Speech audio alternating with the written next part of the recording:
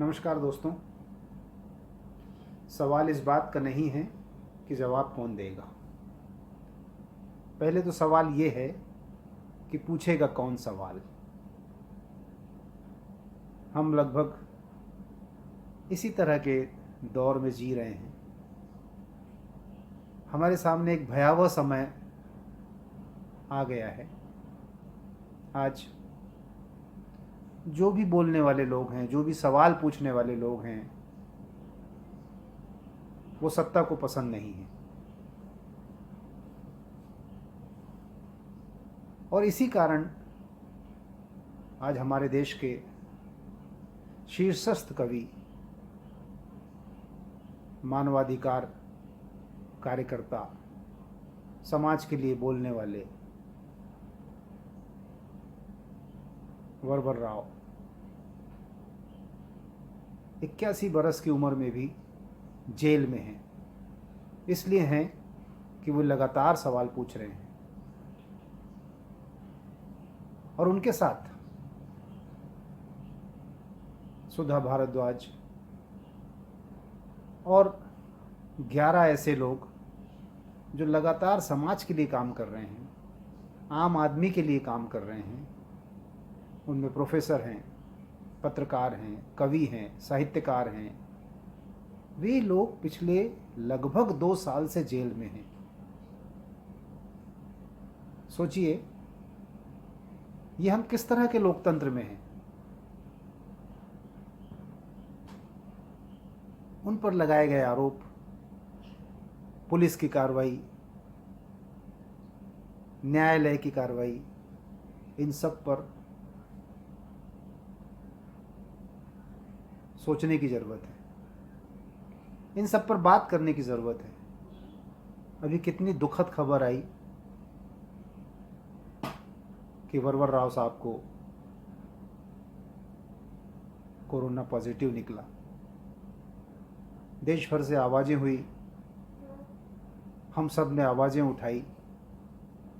तब किसी तरह उन्हें मुंबई के एक अस्पताल में दाखिल कराया गया। हम सब आज यहाँ इसीलिए इकट्ठा हुए हैं, पूरे देश में इस पर बात चल रही है कि ऐसे लोग, हमारे ऐसे साथी जो समाज के लिए काम कर रहे हैं, इस लोकतंत्र को बचाने के लिए काम कर रहे हैं, अपनी कविताओं के माध्यम से, लेखों के माध्यम से, कहानियों के माध्यम से जनता के बीच जाकर काम कर रहे हैं। उन सब को जो सरकार प्रताड़ित कर रही है, उसे किस तरह बचाया जाए। सचमुच ये समय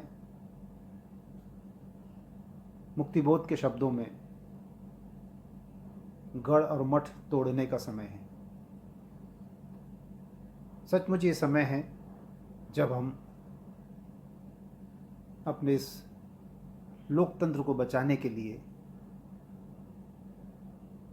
आवाज़ उठाएं, सामने आएं, बात करें, सवाल करें।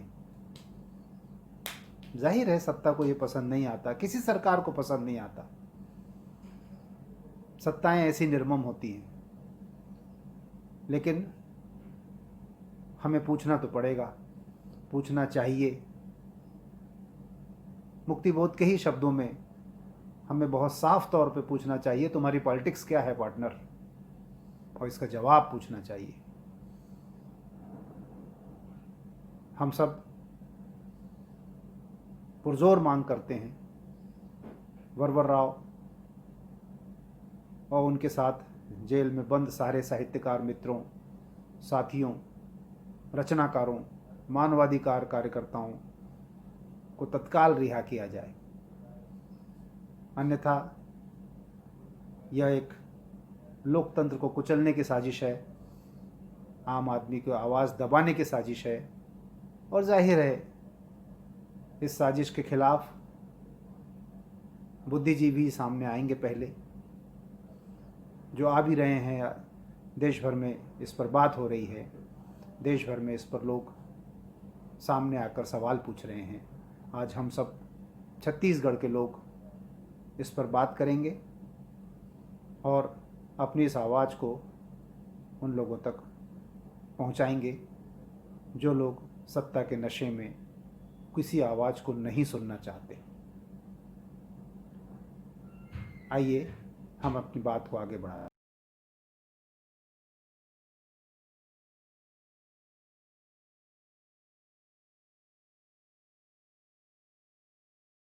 मैं जगदीश चंद्र दास, प्रगतिशील लेखक संघ जगदलपुर से। जैसा कि आप सभी को मालूम है कि हमारे देश में जो हमारे सामाजिक और मानवाधिकार कार्यकर्ता हैं, जैसे डॉक्टर बरबरा राव, सुधा भारद्वाज जी, आनंद तेलतुंबड़े और गौतम नवलखा जी, इन्हें गरीबों के हक में आवाज़ उठाने के कारण कई दिनों से जेल में बंद कर रखा गया है। प्रदेश जगदलपुर यह निवेदन करती है कि इन्हें जल्दी से जल्दी रिहा किया जाए। ये वृद्ध और आज की स्थिति में बीमार हैं। डॉक्टर बरबरा राव तो काफ़ी बीमार हैं, उन्हें जल्दी से जल्दी रिहा किया जाना चाहिए और अन्य मानवाधिकार कार्यकर्ताओं को भी जल्दी से जल्दी रिहा किया जाना चाहिए। यहाँ मैं डॉक्टर बरबरा राव की लिखी एक कविता आपके समक्ष प्रस्तुत कर रहा हूँ। उनकी इस कविता का शीर्षक है सूर्य। सुबह के लिए लड़ने वाले हाथों को बांधकर, सुबह के लिए लड़ने वाले हाथों को बांधकर, सुबह देखने को उत्सुक व्यग्र आँखों पर तूने सहर के वक्त पर्दा डाल दिया। सुबह के लिए लड़ने वाले हाथों को बांधकर, सुबह देखने को उत्सुक व्यग्र आँखों पर तूने सहर के वक्त पर्दा डाल दिया। फिर सुबह को पुकार कर बुलाने वाले गले में, फिर सुबह को पुकार कर बुलाने वाले गले में फांसी का फंदा डाल दिया। जब तूने बटन दबाकर पीछे देखा, जब तूने बटन दबाकर पीछे देखा, सारा आसमान सुर्ख था, रक्त जनित कोख में कोई आंखें खोल रहा था।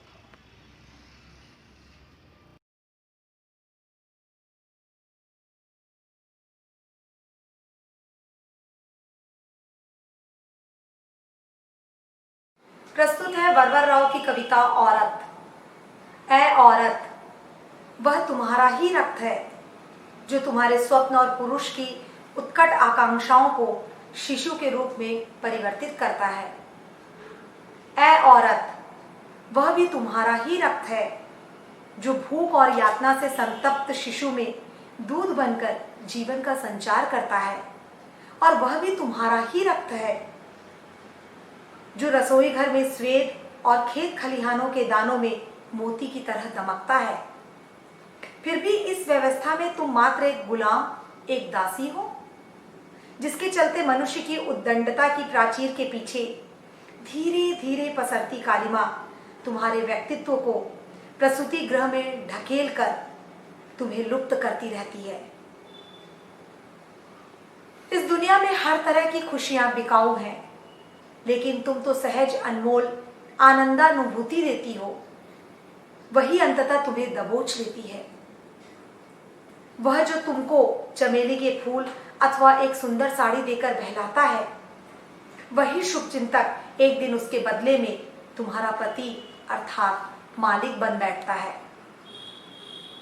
वह जो एक प्यार भरी मुस्कान अथवा मीठे बोल द्वारा तुम पर जादू चलाता है, कहने को तो वह तुम्हारा प्रेमी कहलाता है, किंतु जीवन में जो हानि होती है वह तुम्हारी ही होती है, और जो लाभ होता है वह मर्द का होता है। और इस तरह जीवन के रंगमंच पर हमेशा तुम्हारे हिस्से में विषाद ही आता है। ऐ औरत, इस व्यवस्था में इससे अधिक तुम कुछ और नहीं हो सकती। तुम्हें क्रोध की प्रचंड नीलिमा में इस व्यवस्था को जलाना ही होगा। तुम्हें विद्युत झंझा बनकर अपने अधिकार के प्रचंड वेग से कौंधना ही होगा। क्रांति के मार्ग पर कदम से कदम मिलाकर आगे बढ़ो। इस व्यवस्था की आनंदानुभूति की मरीचिका से मुक्त होकर एक नई क्रांतिकारी व्यवस्था के निर्माण के लिए जो तुम्हारे शक्तिशाली व्यक्तित्व को ढाल सके। जब तक तुम्हारे हृदय में क्रांति के रक्ताप सूर्य का उदय नहीं होता, सत्य के दर्शन करना असंभव है। हमारे देश में हर घंटे में 39 से 40 रेप होते हैं।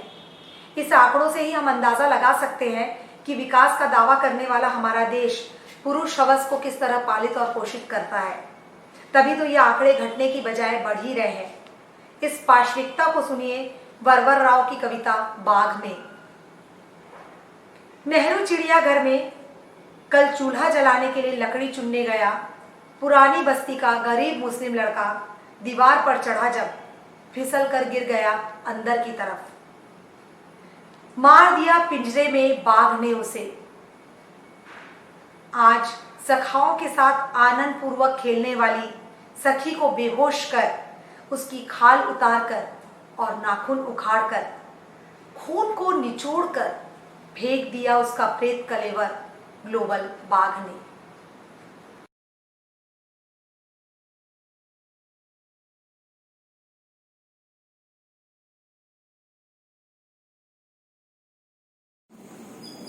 नमस्कार, मेरा नाम है नरेंद्र पटनारे।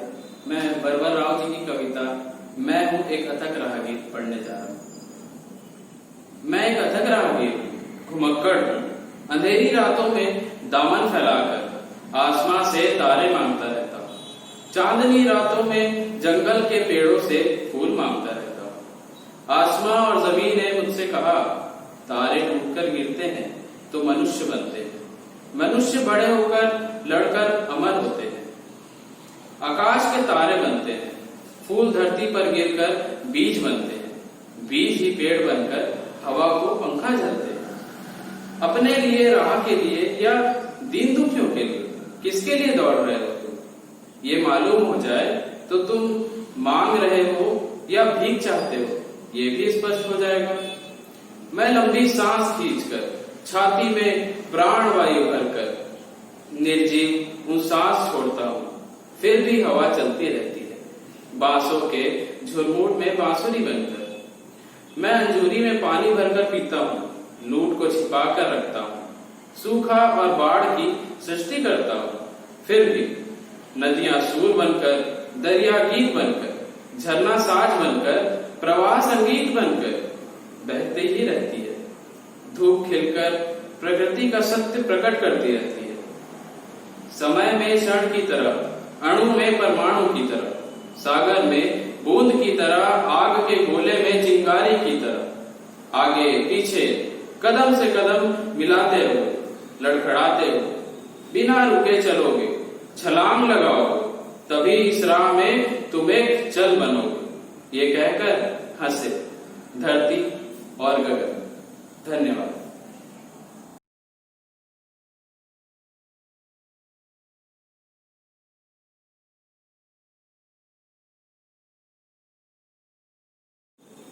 नमस्कार, मेरा नाम सोम है और मैं कवि वरवर राव की कविता मूल्य का पाठ करूंगा।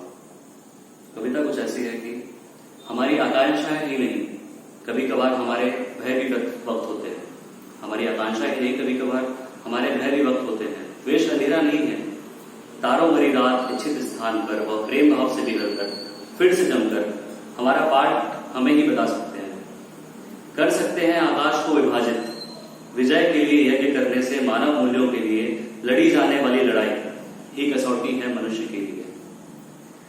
युद्ध जय पराजय में समाप्त हो जाता है जब तक हृदय स्पंदित रहता है। लड़ाइयां तब तक जारी रहती है, आपसी विरोध के संघर्ष में मूल्यों का क्षय होता है। पुनः पैदा होते हैं नए मूल्य, पत्थरों से घिरे हुए प्रदेश में नदियों के समान होते हैं मूल्य। आंदोलन के जलप्रपात की भांति काया प्रवेश नहीं करते। विद्युत के तेज की तरह अंधेरों में तुम्हारी दृष्टि से उद्भासित होकर चेतना के तेल में सुलगने वाले रास्तों की तरह होते हैं मूल्य।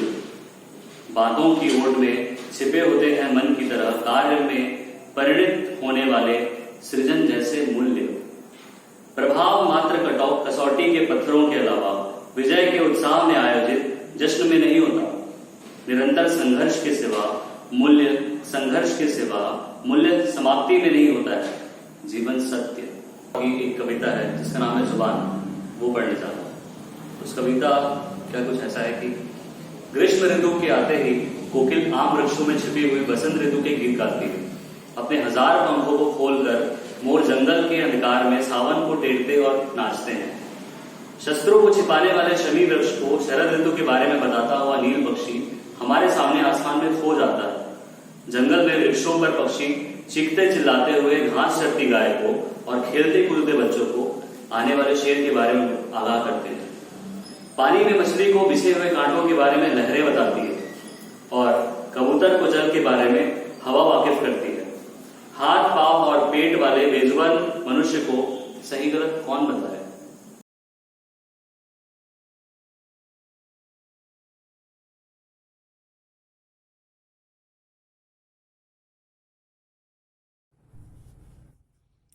कवि बर्बर राव के लिए।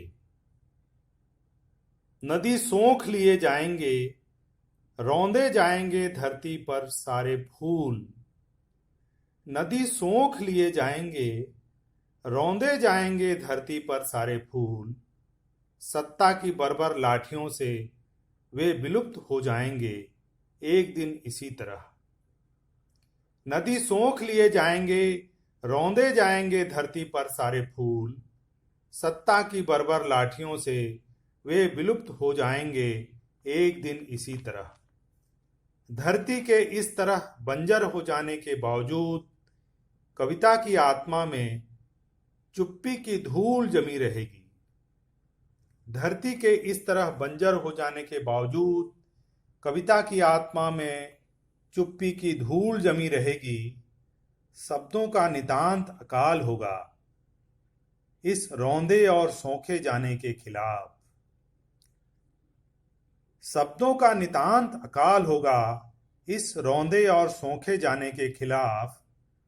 शब्दों की गुम हो चुकी यह हिम्मत और कविता का यह अधूरापन एक विलाप की तरह दर्ज होगा एक दिन हमारे बढ़ते कदमों के साथ। दुनिया के सारे कवियों, दुनिया के सारे कलाकारों, अब भी समय है, उठो जागो और खड़े हो जाओ। उस कवि के लिए जिसने मनुष्यता के लिए कविता को हमेशा हथियार की तरह इस्तेमाल किया। दुनिया के सारे कवियों, कलाकारों, अब भी समय है, उठो जागो और खड़े हो जाओ। उस कवि के लिए जिसने मनुष्यता के लिए कविता को हमेशा हथियार की तरह इस्तेमाल किया और फूल की तरह रौंदा जाता रहा सत्ता की बेरहम एड़ियों के तले।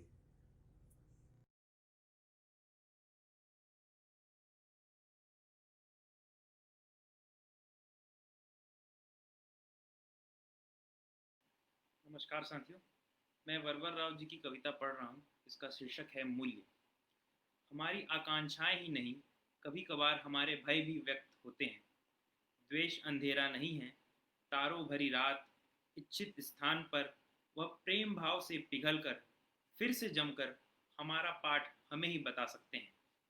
कर सकते हैं आकाश को विभाजित, विजय के लिए यज्ञ करने से मानव मूल्यों के लिए लड़ी जाने वाली लड़ाई ही कसौटी है मनुष्य के लिए।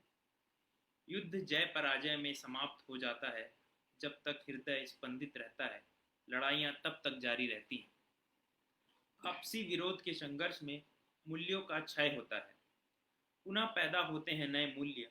पत्थरों से घिरे हुए प्रदेश में नदियों के समान होते हैं मूल्य। आंदोलन के जलप्रपात की भांति काया प्रवेश नहीं करते, विद्युत के तेज की तरह अंधेरों में तुम्हारी दृष्टि से उद्भासित होकर चेतना के तेल में सुलगने वाले रास्तों की तरह होते हैं मूल्य। बातों की ओट में छिपे होते हैं मन की तरह, कार्य में परिणीत होने वाले सृजन जैसे मूल्य। प्रभाव मात्र कसौटी के पत्थरों के अलावा विजय के उत्साह में आयोजित जश्न में नहीं होता। निरंतर संघर्ष के सिवा मूल्य, संघर्ष के सिवा मूल्य समाप्ति में नहीं होता है जीवन सत्य।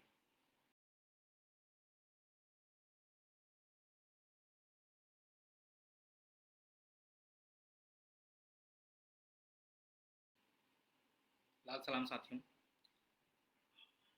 मैं कॉमरेड बर्बर राव की कविता सीधी बात आपके सामने रखूंगा।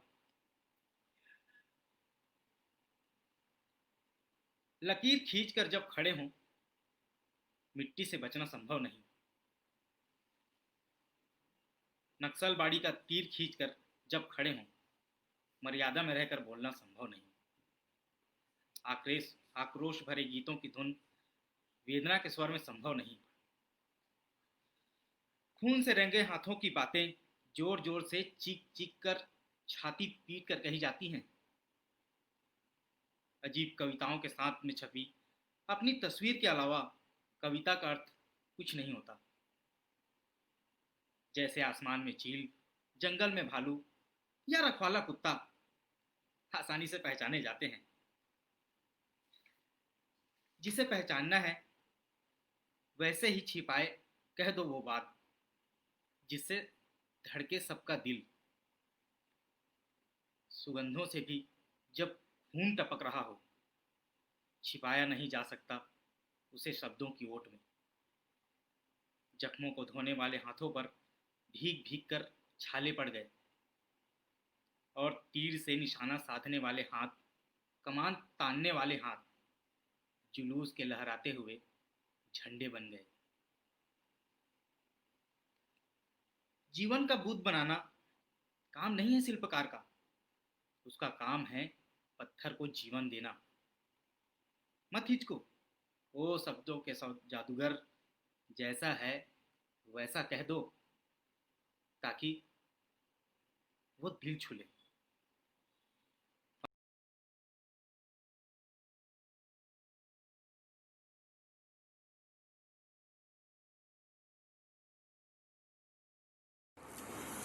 सुधा भारद्वाज एक नाम है, एक पहचान है, गरीबों मजदूरों की मसीहा के रूप में। अत्यंत सादगीपूर्ण रहन सहन, सरल स्वभाव की सुधा जी का जन्म 1961 में अमेरिका में हुआ था। लगभग 11 वर्ष की उम्र में वे भारत आ गई थी।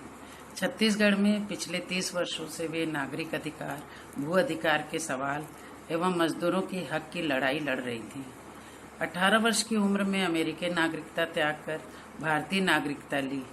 IIT कानपुर से उन्होंने 5 वर्ष पढ़ाई की और 1984 में वहाँ की मैथ्स में उनने पढ़ाई की और इंजीनियरिंग की डिग्री प्राप्त की। माँ कृष्णा भारद्वाज एवं पिता रंगनाथ भारद्वाज जो कि अमेरिका में अपने डॉक्टरेट की डिग्री के लिए गए हुए उसकी पढ़ाई कर रहे थे, उनकी वो इकलौती संतान हैं। अपनी पढ़ाई के दौरान ही वे यूपी, बिहार, वेस्ट बंगाल में मजदूरों की लड़ाई लड़ती रहीं। शंकर गुहा नियोगी से प्रभावित हो 1986 में वे छत्तीसगढ़ चली आई और छत्तीसगढ़ मुक्ति मोर्चा में शामिल हो गई। आपको जानकर आश्चर्य होगा कि मजदूरों की लड़ाई लड़ने के लिए उन्होंने कानून की पढ़ाई की।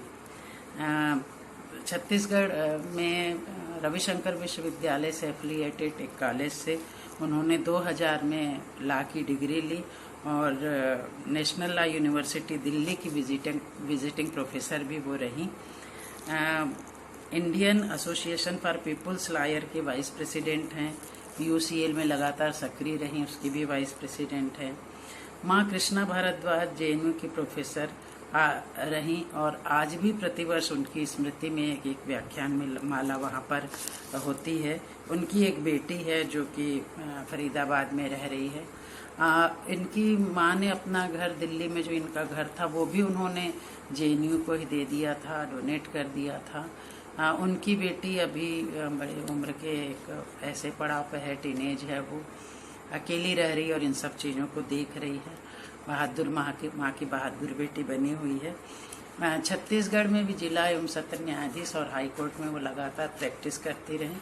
उनको मैंने बहुत करीब से जाना, बहुत सहज सरल स्वभाव की थी। उनसे करीब 18-20 साल पुराना परिचय है। बहुत सहजता से सरलता से मिलती थी। आज हम सब उनके याद करते हुए जो लोग अर्बन नक्सल के नाम से एक नया शब्द ईजाद करके बिना किसी गंभीर अपराध के उनको इस तरह से बिना जेल में रखा गया, उनकी याद में एक कार्यक्रम प्रलेस और इप्टा के संयुक्त तत्वावधान में हो रहा है। मैं अपना एक संस्मरण साझा करना चाहूँगी। 18 दिसंबर 2019 की बात है। पुणे में के अरवदा जेल में ये लोग थे और इनकी पेशियां लगातार हो रही थी।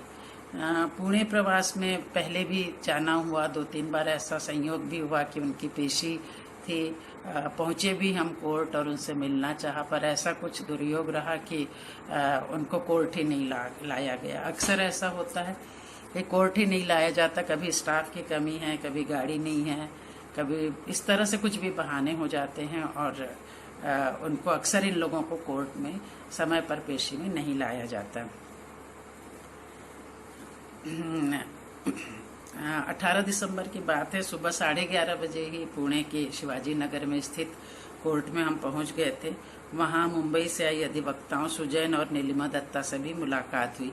बाद में सुजैन को मैंने देखा कि जब इनके पैरवी करते हुए, तब मुझे याद आया कि जब इनको अरेस्ट किया गया था, हाउस अरेस्ट किया गया था, तब भी सुजैन उन दिनों दिखाई दी थी। यानी काफ़ी समय से उनके साथ लगी हुई हैं। मुंबई में रहती, पर हर पेशी में वो पुणे आती हैं।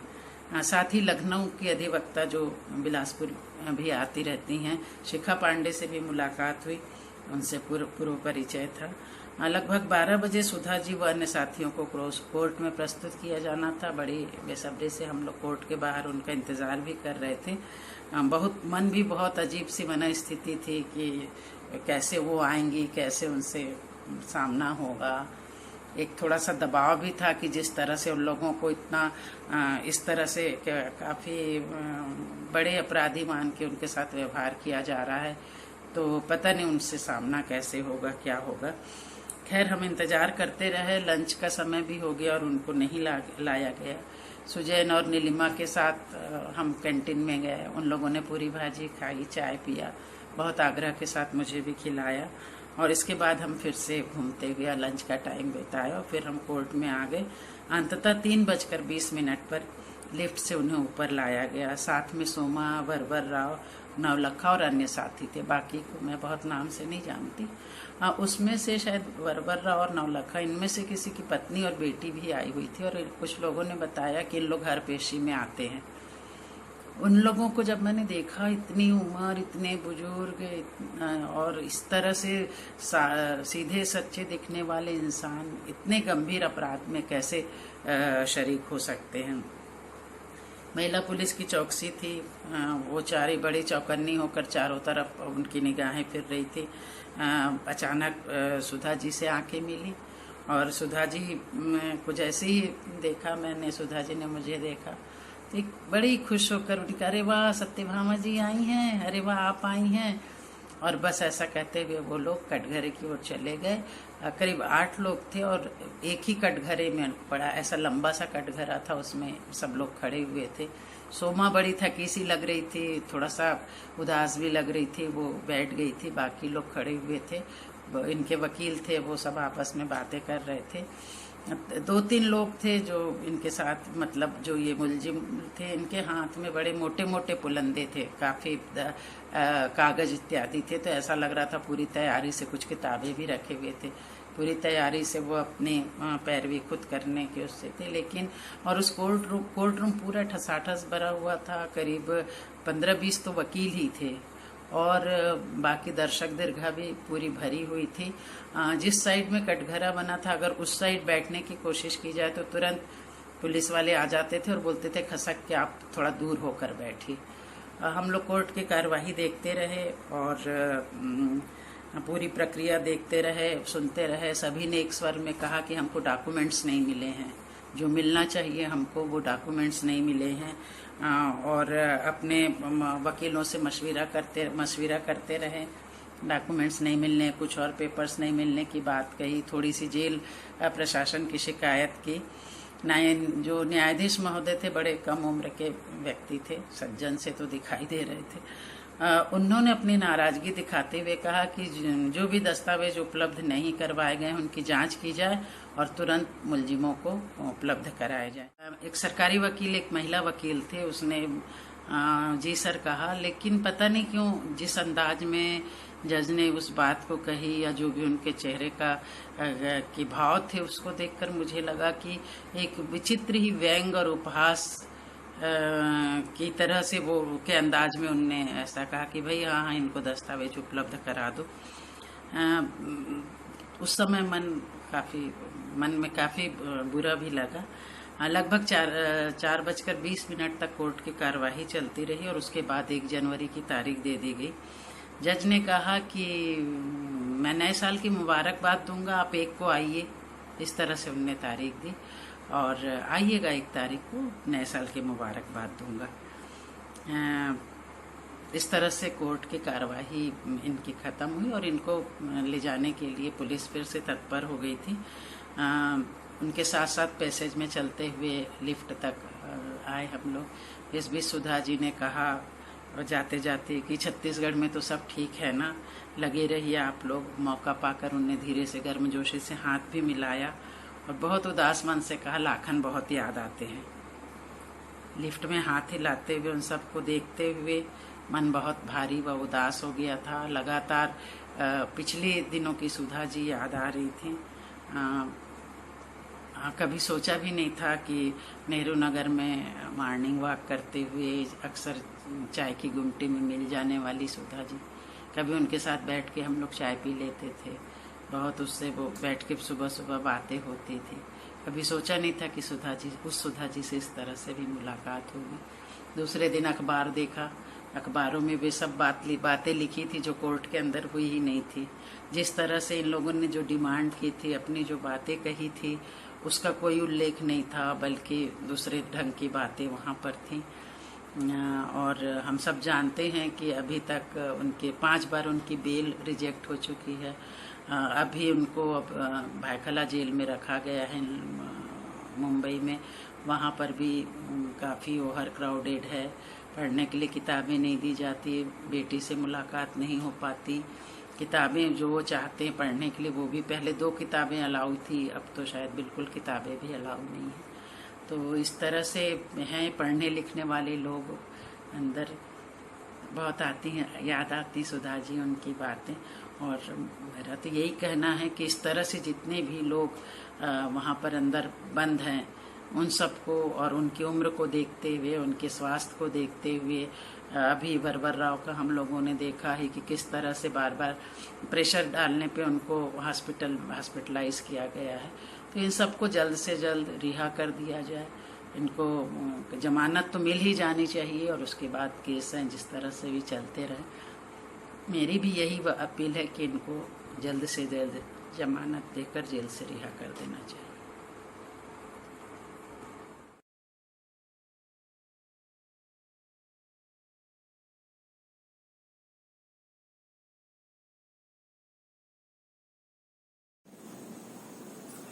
नमस्ते, मैं किशोर कुमार।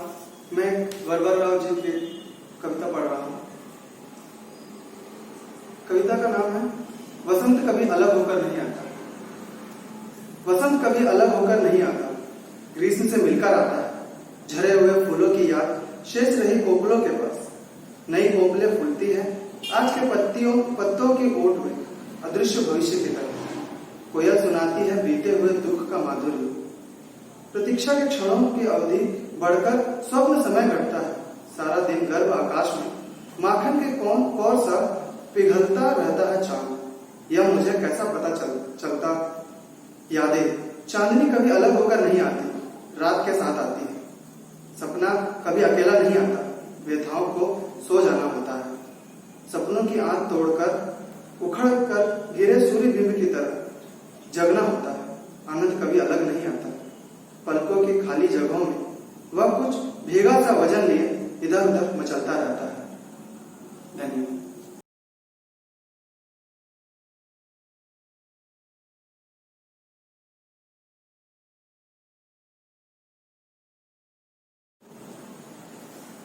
मेरा नाम हिना है और मैं आप सबके सामने कवि वरवर राव की एक कविता एक हाथ और दूसरा हाथ प्रस्तुत कर रही हूँ। दरवाजे को लात मारकर खोला है और घर में घुसकर चूड़ा पकड़कर मुझे खींचा है। मारा है, दी है गंदी गालियां, निर्वस्त किया है और क्या कहूँ। छिपाने के लिए अब बचा ही क्या है, मैं मुंह खोलूं। उसका अत्याचार शहद में डूबी मधुमक्खी की तरह हृदय को सालता जख्मी कर रहा है मुझे। अधिकार के बल से उसके मुंह में भरी शराब की गंध, मेरे चेहरे की घुटन, टूटी चूड़ियों का तलक एहसास, पेट के भीतर से खींचकर खून थूकने पर भी नहीं जाता। अगर मैं छिपाऊं यह सब, उसकी पाशविकता को छिपाने जैसा होगा। जो भी कहा जाए, यह संसार पवित्र करार दी गई भावना है। यह कोई संवेदना नहीं, ना ही मानाभिमान की चर्चा है। हृदय और स्वेच्छा पर किया गया दुराक्रमण है। सारी बातें कह डालने पर और रोने से हवा में बिखरने वाली पराग की तरह दिल का बोझ हल्का हो जाता है, और नहीं कहने से समस्त शरीर को जला देती है वेदना। देखती हूँ मनुष्यों को, पति को, बच्चों को, आस पड़ोस में बसने वाले स्त्री पुरुषों को, जानती हूँ सभी को। यही मेरे मानवीय संबंधों का तत्व है। उस रात मेरी आंखों पर चमगादड़ की तरह झपटी खाकी अंधेरी जुगुप्सा को मनुष्य के आंसू भी नहीं धो सकते। शायद प्रतिहार में उबलता हुआ रक्त ही धोएगा इसे। यह सावित्री का अनुभव है, जरूरी नहीं। एलियम्मा पतिहीन होने पर भी बेसहारा है, ऐसा नहीं है। आज यह केरल का तंगमणि गांव हो सकता है और समाचार पत्रों में अप्रकाशित गोदावरी के आदिवासियों की झोपड़ियों का झगड़ा हो सकता है। पल्लू पकड़कर जाती हुई हाथ को काट लेने वाली शालिनी को देखकर यह कहने के लिए इकट्ठे हुए हम कि नहीं करेंगे अब किसी से भी दुशासन रूपी अंधकार को खंडित करने की प्रार्थना, या मिसन्स माँ की पुत्री शालिनी बन चुकी है हमारे लिए अब स्त्री साहस का प्रतीक। धन्यवाद।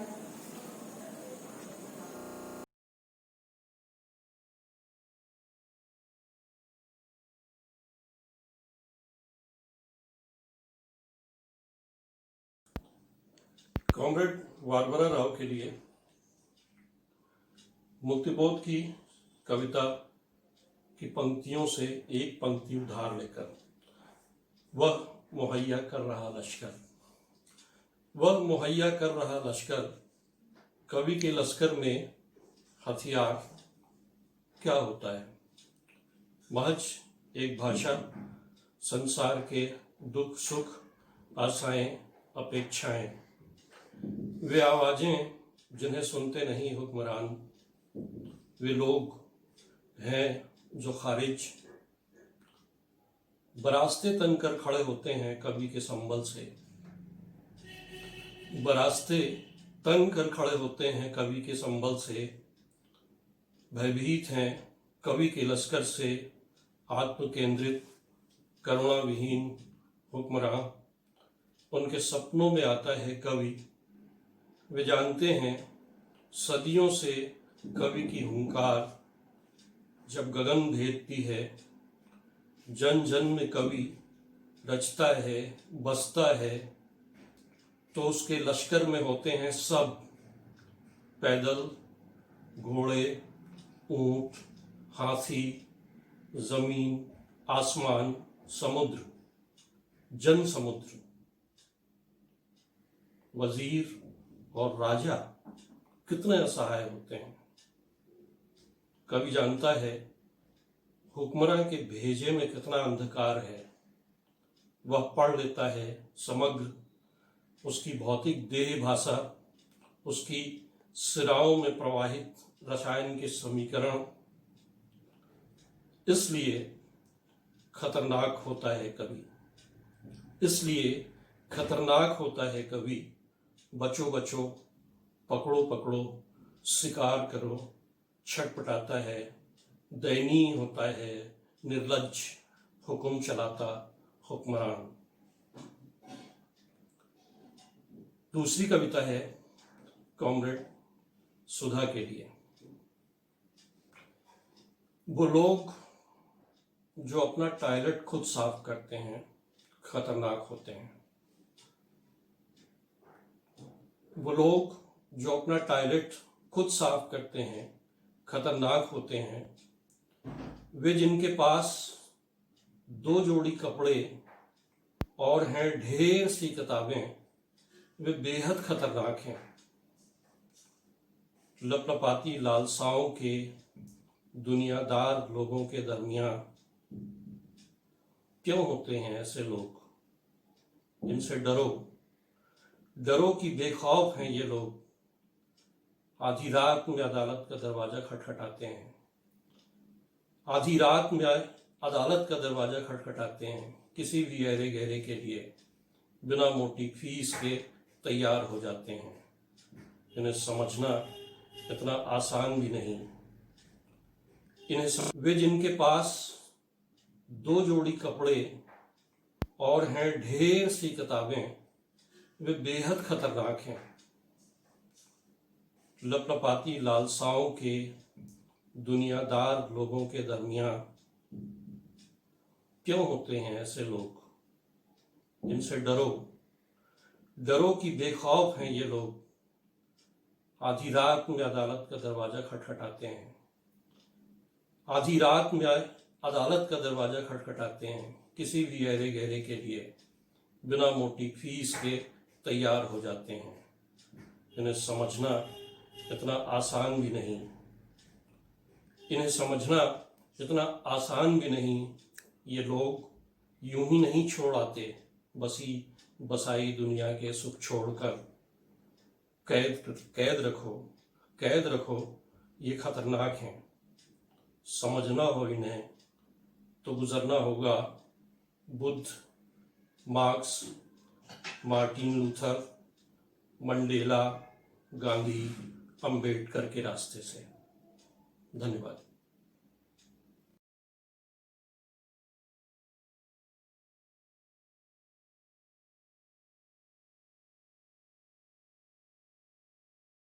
नमस्कार साथियों, कविता का शीर्षक है एक हाथ और दूसरा हाथ। दरवाजे को लात मार कर खोला है और घर में घुसकर जूड़ा पकड़कर मुझे खींचा है, मारा है, दी है गंदी गालियां, निर्वस्त्र किया है।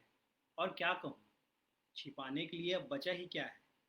मैं मुंह खोलूं, उसका अत्याचार शहद में डूबी मधुमक्खी की तरह हृदय को सालता जख्मी कर रहा है मुझे।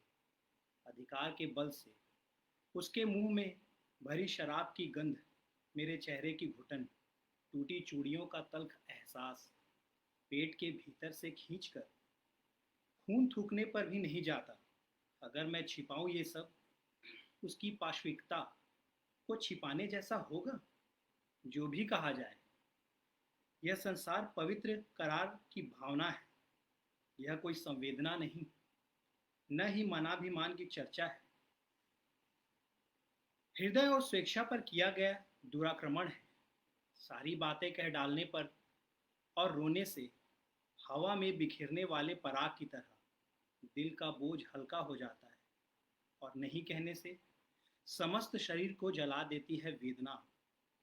देखती हूँ मनुष्यों को, पति को, बच्चों को, आस पड़ोस में बसने वाले स्त्री पुरुषों को, जानती हूँ सभी को। यही मेरे मानवीय संबंधों का तत्व है। उस रात मेरी आंख पर चमगादड़ की तरह झपटी खाकी अंधेरी जुगुप्ता को मनुष्य के आंसू भी नहीं धो सकते। शायद प्रतिकार में उबालता हुआ रक्त ही धोएगा इसे। यह सावित्री का अनुभव है, जरूरी नहीं एलिम्मा पतिहीन होने पर ही बेसहारा है, ऐसा नहीं है।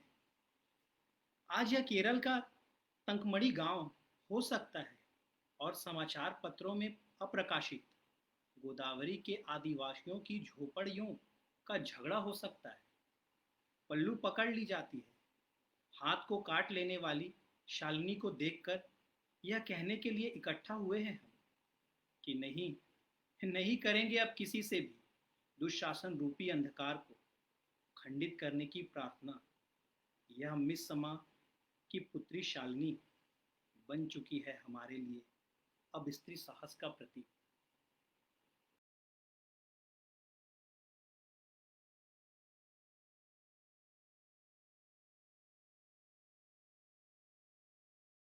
वरवर राव जी की कविता है जिसका शीर्षक है औरत। ए औरत, वह तुम्हारा ही रक्त है जो तुम्हारे स्वप्न और पुरुष की उत्कट आकांक्षाओं को शिशु के रूप में परिवर्तित करता है। ए औरत, वह भी तुम्हारा ही रक्त है जो भूख और यातना से संतप्त शिशु में दूध बनकर जीवन का संचार करता है। और वह भी तुम्हारा ही रक्त है जो रसोई घर में स्वेद और खेत खलिहानों के दानों में मोती की तरह दमकता है।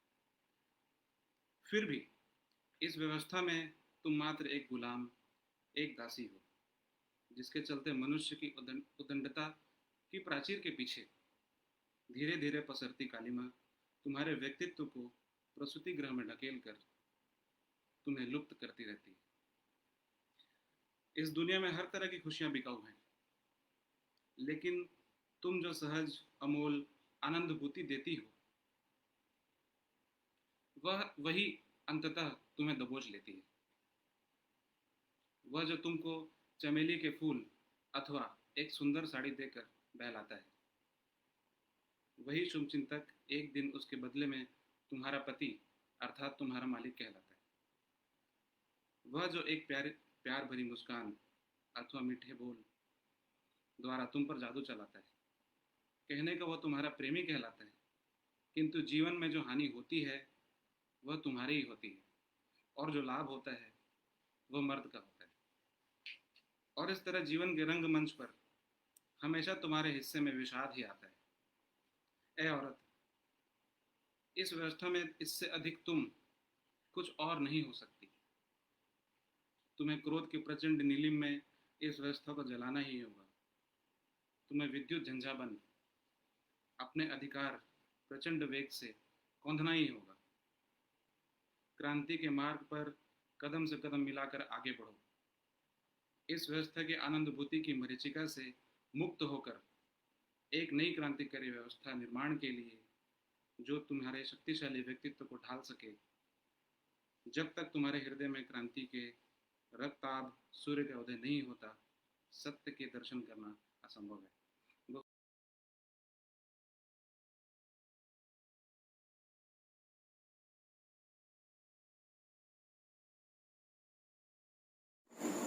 उन्होंने रंग उठाए और आदमी को मार डाला।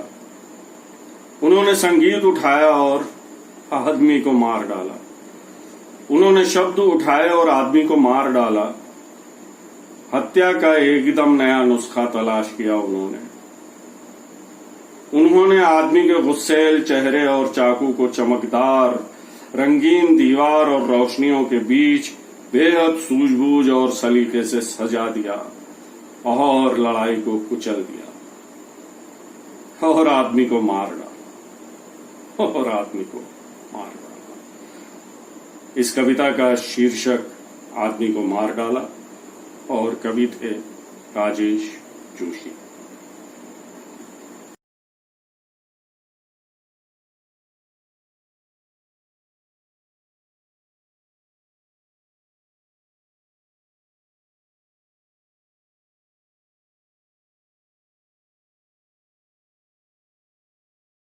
नमस्कार, मैं चित्रांश श्रीवास्तव आपके सामने वरवर राव की एक छोटी सी कविता पढ़ने जा रहा हूं।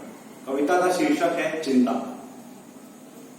मैंने बम नहीं बांटा था, ना ही विचार, तुमने ही रौदा था चींटियों का संसार। नाल जड़े जूतों से रौदी गई धरती में तब फूटी थी प्रतिहिंसा की पुकार।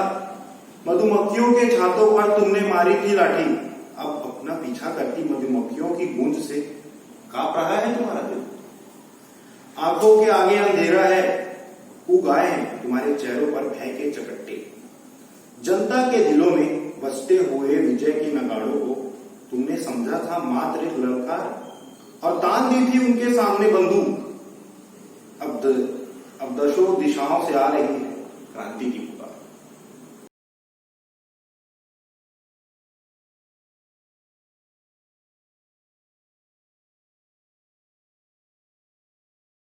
सभी साथियों को मेरा सलाम। मैं रायगढ़ इब्ता से श्याम। वरवर राव जी की एक कविता। जब प्रतिगामी युग धर्म का घोटता है वक्त के उमड़ते बादलों का गला, तब ना खून बहता है ना आंसू, वज्र बनकर गिरती है बिजली, उठता है वर्षा के बूंदों से तूफान, पूछती है माँ धरती अपने आंसू। जेल के सलाखों के बाहर आता है कवि का संदेश, गीत बनकर। कब डरता है दुश्मन कवि से, जब कवि के गीत अस्त्र बन जाते हैं। वह कैद कर लेता है कवि को, फांसी पर चढ़ाता है। फांसी के तख्ते के एक ओर होती है सरकार, दूसरी ओर होती है अमरता। कवि जीता है अपने गीतों में और गीत जीता है जनता के हृदयों में।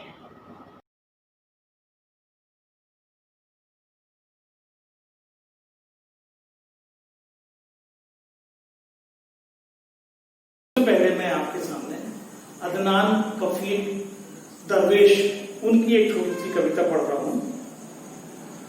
वो जमा होंगे एक दिन और खेलेंगे एक साथ मिलकर, वो साफ सुथरी दीवारों पर पेंसिल की नोक रगड़ेंगे, वो कुत्तों से बतियाएंगे और बकरियों से और हरे टिड्डों से और चींटियों से भी। वो दौड़ेंगे बेतहाशा हवा और धूप की मुसलसल निगरानी में, और धरती धीरे धीरे और फैलती चली जाएगी उनके पैरों के पास। वो तुम्हारे टैंकों में बालू भर देंगे और तुम्हारी बंदूकों को मिट्टी में गहरा दबा देंगे। वो सड़कों पर गड्ढे खोदेंगे और पानी भर देंगे और पानियों में छपाछप लौटेंगे। वो प्यार करेंगे एक दिन उन सब से जिनसे तुमने उन्हें नफरत करना सिखाया है।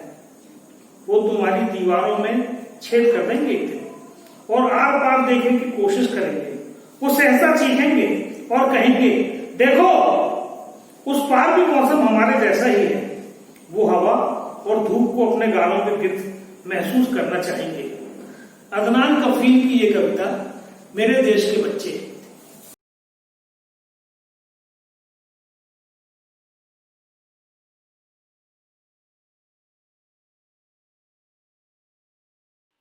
नमस्कार साथियों, मेरी कविता का शीर्षक है जब कोई कवि वरवर राव होना चाहे, जयचंद क्रिकेटर। एक कवि जो जेल नहीं जा सका, उसे सिर्फ वरवर राव हो जाने के लिए जेल जाने के सपने क्यों देखना चाहिए? और किसी कवि वरवर राव को हमेशा किसी जेल में क्यों होना देना चाहिए? कवि ईंट पत्थर के बने जेल में होगा, फिर जीवन की जेल में कैद, लोगों की बात कौन करेगा? कोई कवि जब भी वरवर राव होना चाहेगा, वह इधर भी जमी पर जीवन की जेल में कैद, हजारों लोगों की मुक्ति की बात कौन करेगा? पर कोई कवि इधर भी हमेशा अपनी ही जेल में रहेगा, वह उधर के जेल में रहकर भला क्या करेगा? सिर्फ कविता करेगा या कवि रहेगा? वह कोई वरवर राव कभी नहीं हो सकेगा।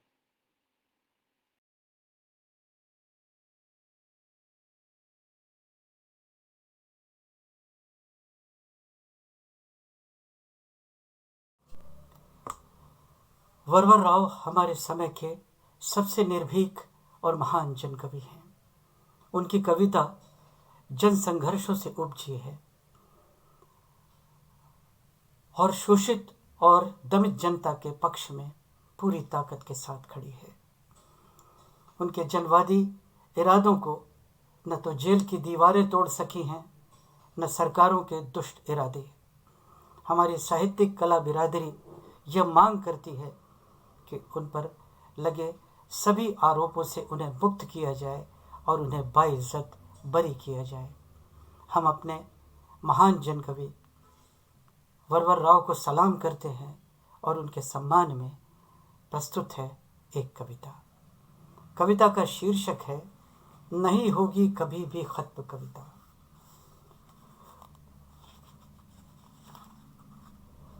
पत्तियां झड़ गई हैं, मेरे पांव धंसते जा रहे हैं। पत्तियां झड़ गई हैं, मेरे पांव धंसते जा रहे हैं। चरमरा रही है उनकी देह, या मैं ही कहीं दरक रहा हूँ। चरमरा रही है उनकी देह, या मैं ही कहीं दरक रहा हूँ। भीतर के शीशे पर दौड़ गई है हीरे की कनी, लहूलुहान सतह से जाग रही है कविता मंत्र की भांति, और पत्तियां जुड़ती जा रही हैं अपनी छिन्नमस्ता डालियों से। पत्तियां झड़ गई हैं, मेरे पांव धंसते जा रहे हैं। चरमरा रही है उनकी देह, या मैं ही कहीं दरक रहा हूँ। भीतर के शीशे पर जैसे दौड़ गई है हीरे की कनी, लहूलुहान सतह से जाग रही है कविता मंत्र की तरह, और पत्तियां जुड़ती जा रही हैं अपनी छिन्नमस्ता डालियों से। मैं तिर रहा हूँ हरी पीली लाल नीली जामुनी तरंगों में। मैं तिर रहा हूँ हरी पीली लाल नीली जामुनी तरंगों में, कि उतर रहा हूँ हर फूल की शिराओं में, कि जल रहा हूँ करोड़ों धमनियों की आग में। असंख्य स्वर लहरियों में लीन होकर करोड़ों कानों में निरर्थक सार्थक प्रतिध्वनि के बीच लहूलुहान बज रहा हूँ। उतर रहा हूँ मैं हर फूल की शिराओं में कि जल रहा हूँ करोड़ों धमनियों की आग में। असंख्य स्वर लहरियों में लीन होकर करोड़ों कानों में निरर्थक सार्थक प्रतिध्वनि के बीच लहूलुहान बज रहा हूँ। हजारों हाथ से मैं रच रहा हूँ एक कविता, हजारों हाथ से मैं रच रहा हूँ एक कविता। शब्द बेधी अर्थवाही मंत्र की भांति समय की काली नदी में टूटी हुई पंक्ति सा बह रहा हूँ। समय की काली नदी में टूटी हुई पंक्ति सा बह रहा हूँ कि मेरा रास्ता और भाग्य उल्काओं से घिरा है, कि मेरा रास्ता और भाग्य उल्काओं से घिरा है, कि मिटकर भी अमिट हूँ, कांपता हूँ दिन रात। पीपल पत्तियों में उमक कर वक्ष से, कंधों से बरगद के धरा में जज्ब होता हूँ कि मीलों दौड़ता हूँ, कि मीलों दौड़ता हूँ, हाफता हूँ। दौड़ती हैं हाफती हैं कविताएं जड़ों के साथ फूल में और बीज के रूपांतरों में। नहीं होगी कभी भी खत्म कविता, नहीं होगी कभी भी खत्म कविता। बहेगी विद्युत प्रवाहित पारदर्शी किरण के विस्फोट से। नहीं होगी कभी भी खत्म कविता, बहेगी विद्युत प्रवाहित पारदर्शी किरण के विस्फोट सी। दर्द की हर देह में चीत्कार सी, तड़ित सा टूट भस्मीभूत कर देगी महल अन्याय के। बिला जाएगा मनुष्य की हड्डियों पर खड़ा खूनी तंत्र, रहेगा केवल मंत्र नव सृजन का। हर दास्ता से मुक्ति का स्वतंत्र चेता कविता की आंख में सर्प मणि सा दमकता। शस्त्र होंगे शब्द, शस्त्र होंगे शब्द, मैं गुन रहा हूँ शब्द, मैं गुन रहा हूँ शब्द। हरे सन्नद नुकीले फरफराती हवा के गतिशील कंधों पर सदा अंधेरे विश्व में सूर्य से थोड़ा सूर्य लेकर फैलता जा रहा हूँ। मैं गुन रहा हूँ शब्द, हरे सन्नद नुकीले फरफराती हवा के गतिशील कंधों पर सदा अंधेरे विश्व में सूर्य से थोड़ा सूर्य लेकर फैलता जा रहा हूँ। धरती आसमान ग्रह नक्षत्र व्यथा से चूर, काले समय की मार से बोझल खंडित दिलों में। आओ दुखी जन छले हुए मन, भर लो अपनी मुट्ठियों में हृदय में। सूर्य छवि को संभाले असंख्य तारकों का तेज धारे, जगमगाते सनसनाते शब्द गीलो, जगमगाते सनसनाते शब्द गीले। मथो मृत्तिका के घोल में, मथो मृत्तिका के घोल में, रचो बिल्कुल नई वर्णमाला। विराम चिन्हों का करो उचित विधान, कहीं होगा अल्प और कहाँ होगा अर्धविराम। रचो बिल्कुल नई वर्णमाला, विराम चिन्हों का करो उचित विधान, कहाँ होगा अल्प और कहाँ अर्धविराम। लगाओ गर्हित पदावलियों पर पूर्ण विराम, लगाओ गर्हित पदावलियों पर पूर्ण विराम। कि भाषा एक स्त्री है, कि भाषा एक स्त्री है, तनी तेजोमयी अग्नि वीणा धारणी और कविता आग की पुत्री हमारी मुक्तिदात्री। कि भाषा एक स्त्री है, तनी तेजोमयी अग्नि वीणा धारणी और कविता आग की पुत्री हमारी मुक्तिदात्री, हमारी मुक्तिदात्री, हमारी मुक्तिदात्री।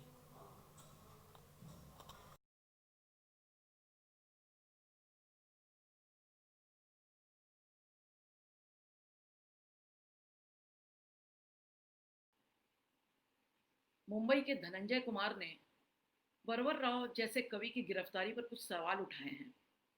जो कवि सामाजिक आंदोलनों में जनता के पक्ष में खड़ा रहता है और साथ ही साथ उनके पक्ष की कविताएं भी लिखता है, ऐसा कवि गिरफ्तार कर लिया जाता है। वो जनता का महानायक नहीं होता, बल्कि जनता के महानायक ऐसे ग्लैमर जगत से जुड़े हुए लोग होते हैं कि जो जनता के लिए कुछ भी नहीं करते। इस तरह के सवाल इस कविता में उठाए गए हैं। शीर्षक है कवि क्यों लिखता है।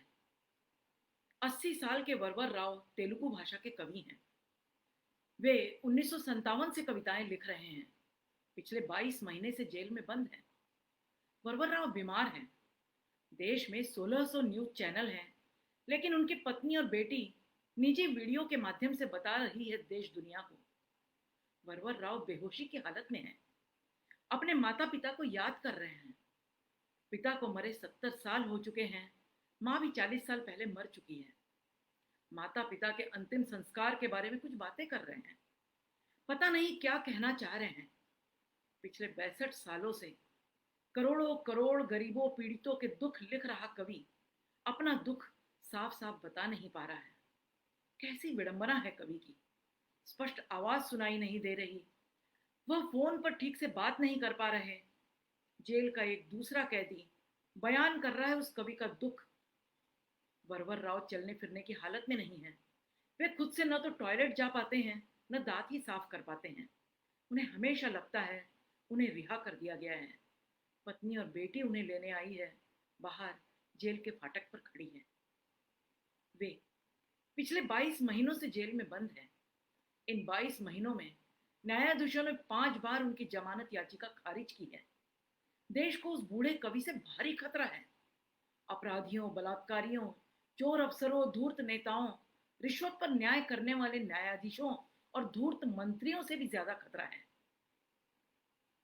पाकिस्तान और चीन से भी बड़ा खतरा है। उन पर आरोप है उनके भाषण से भीमा कोरेगांव में हिंसा हुई। काश बूढ़े कवि के भाषणों में इतनी ताकत होती, बदल जाता ये देश। देश में गरीबों के लिए भी होती सम्मान वाली जगह। मंत्री उनसे भी मांगता राय, कानून बनाने या बदलने से पहले, जैसे उद्योगपतियों के साथ बैठकर बनाए जाते हैं कानून। कभी इतना ही खतरनाक होता तो बंद नहीं किया जाता झूठे आरोपों में। उसके लिए संसद में होती बहस, सड़कों पर जुलूस निकलता, धरना प्रदर्शन होते, राष्ट्रीय संपत्ति को नुकसान पहुंचाया जाता देश हित में। लेकिन वो तो टीवी की खबरों में भी नहीं है। वृद्ध अभिनेता अमिताभ बीमार हैं। मीडिया अस्पताल से पल पल की खबर जारी कर रहा है। महानायक को नींद आई, महानायक सुबह 6 बजे उठ गए रोज की तरह, महानायक को लैट्रिन ठीक से हुई, महानायक ने दांत को अच्छे से साफ किया, महानायक ने नाश्ता किया। महानायक महानायक महानायक। देश बेचैन है महानायक के स्वास्थ्य को लेकर। लेकिन कवि के लिए कौन बेचैन है? सिर्फ उसके घर वाले। वो गरीब शोषित पीड़ित कहाँ है जिसके लिए कवि 1957 से लिख रहा है, जिसके दुख अपने भीतर समाकर कवि कागज गीले करता रहा? वो करोड़ों करोड़ पीड़ित शोषित कहाँ हैं जिनके लिए कवि ने अपने बुढ़ापे को भी नरक कर लिया? करोड़ों करोड़ में से 10, 20, 50 भी क्यों नहीं सोते रहे जेल के बाहर सड़क पर? जाहिर है कवि में कुछ भी बदलने की ताकत नहीं है। वह भले लिखता रहा करोड़ों के दुख, लड़ता रहा उसके हक और न्याय के लिए, लेकिन उसका कोई नहीं है। शोषितों पीड़ितों का नायक कवि नहीं है, नायक है फिल्मों का अभिनेता। फिर कवि क्यों लिखता है शोषितों और पीड़ितों के दुख? इसी प्रश्न के साथ रायगढ़ इप्टा मांग करती है उन सभी मानवाधिकार कार्यकर्ताओं को रिहा करने की जिन्होंने इसके अलावा कोई अपराध नहीं किया कि शोषितों पीड़ितों के पक्ष में आवाज उठाई।